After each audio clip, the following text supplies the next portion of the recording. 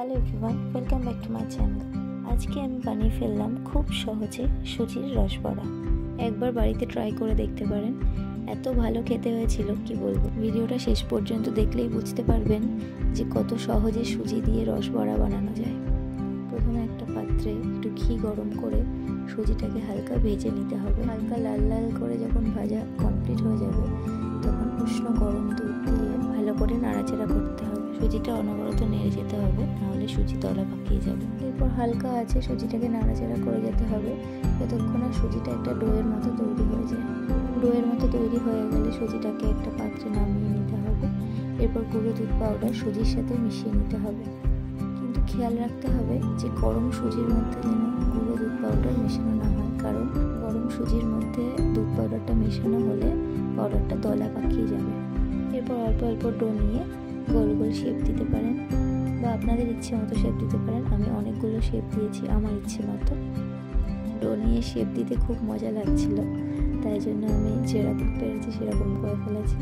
মানে একটা চৌকানো, একটা গোল, একটা রসগোল্লার মতো শেপ দেওয়া কমপ্লিট হয়ে গেলে একটা প্যানের মধ্যে তেল গরম করে সব বড়াগুলো ভেজে নিতে হবে। বড়াগুলো যতক্ষণ না লাল হচ্ছে ততক্ষণ ভেজে নিতে হবে।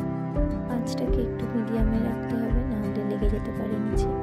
তো নিচটা হয়ে গেলে উল্টে পাল্টে ভালো করে ভেজে নিতে হবে যতক্ষণ না কালারটা লাল আসছে।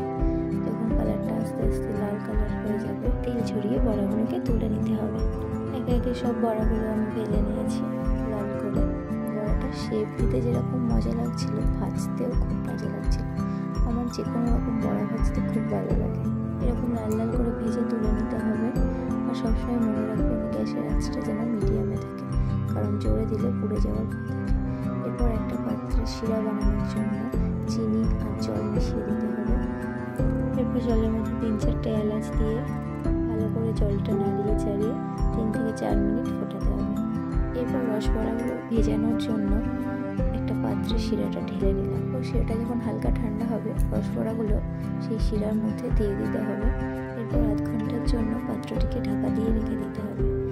এই রসবড়াটি যতক্ষণ আপনি রসের মধ্যে রেখে দেবেন তত এটা বেশি ভালো খেতে লাগে এবং নরমও হয়। 1 ঘন্টা পর ঢাকা খুলে পরিবেশন করুন রসবড়া।